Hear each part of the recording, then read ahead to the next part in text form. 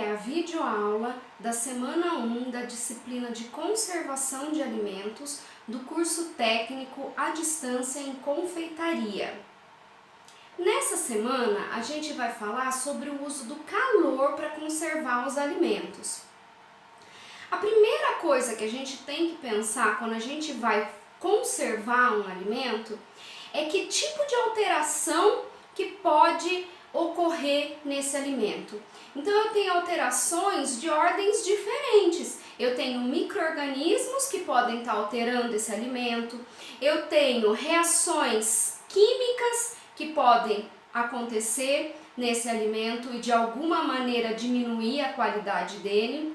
Eu tenho alterações físicas que também podem estar acontecendo no alimento e tenho alterações biológicas que são as próprias enzimas do alimento que causam algum tipo de alteração. Então, sabendo qual é o tipo de alteração, eu consigo fazer um tratamento para evitar essa alteração. A maior alteração, em termos de quantidade, em termos de assiduidade, quer dizer, quantas vezes ela aparece, são os micro-organismos, tá? Por que são os micro-organismos? Primeiro, os micro-organismos estão presentes em qualquer lugar, em qualquer ambiente a gente encontra os micro-organismos. Segundo, a taxa de crescimento deles é muito elevada, né? Se você deixa uma carne fora da geladeira no verão, de manhã, à tarde você já não consegue utilizar. Por esses motivos, o desenvolvimento dos micro-organismos é tão importante e tão estudado, e vários métodos existem para evitar esse tipo de contaminação. Bom, vamos falar um pouquinho sobre o calor, Existem apenas duas formas de matar os micro-organismos, através de calor e através de radiação. Nenhum outro método de conservação de alimentos mata os micro-organismos. Ele paralisa o crescimento, mas ele não mata, ele não elimina o micro-organismo. Quando a gente pensa em calor, eu tenho vários tipos de aplicação de calor diferente. Isso vai depender do quê? Vai depender da minha matéria-prima, vai depender do micro-organismo que normalmente cresce nessa matéria-prima, vai depender do meu produto final, que produto final que eu quero fazer, qual o tipo de processamento, qual vai ser o armazenamento desse produto final, se vai ser a temperatura ambiente, se vai ser sob refrigeração, qual a embalagem, que eu vou colocar esse alimento. Tudo isso vai influenciar no método de escolha dessa aplicação de calor.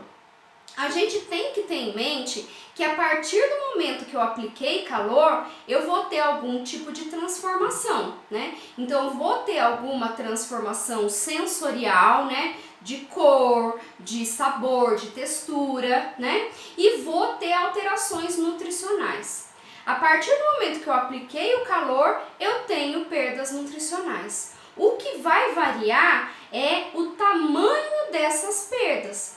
Então, quanto mais tempo de exposição ao calor, maior são as alterações nutricionais. Então, é preferível eu usar uma temperatura menor por um tempo maior, que isso vai me preservar mais os nutrientes, do que um calor maior por um tempo mais curto.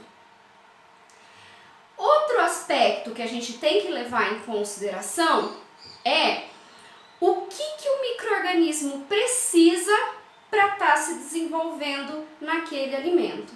Então, na disciplina de microbiologia, vocês viram que a gente tem várias coisas que tem que estar presentes ali no alimento e no ambiente que cerca aquele alimento para o micro-organismo estar se desenvolvendo, Às vezes, a aplicação de calor, ela não age diretamente sobre o micro-organismo, mas ela elimina uma coisa que é essencial para o micro-organismo conseguir se desenvolver, que é a água.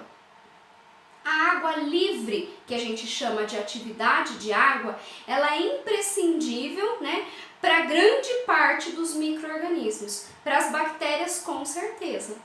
Então, a partir do momento que eu aplico o calor no meu alimento, eu posso estar evaporando a água disponível que está presente, né, promovendo uma secagem nesse alimento e tirando assim um nutriente que é essencial para o micro-organismo, que é a água disponível.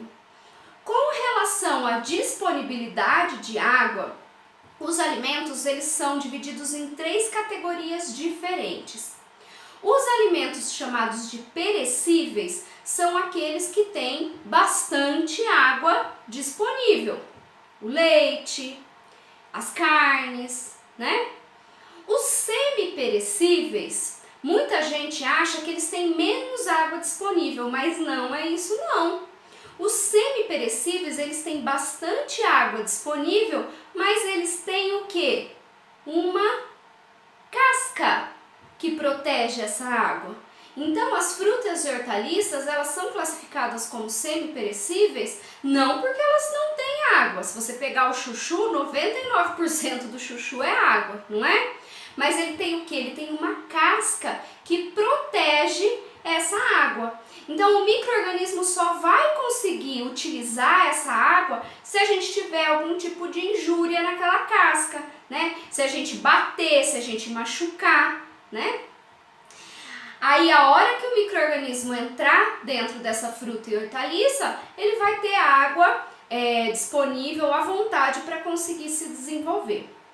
Então, os alimentos classificados em perecíveis, tem bastante água livre disponível, semi-perecível, tem água disponível, mas tem uma proteção, e os não perecíveis, que são aqueles que têm pouca quantidade de água disponível. Para esses alimentos não perecíveis, eu não vou ter crescimento de bactérias e fungos.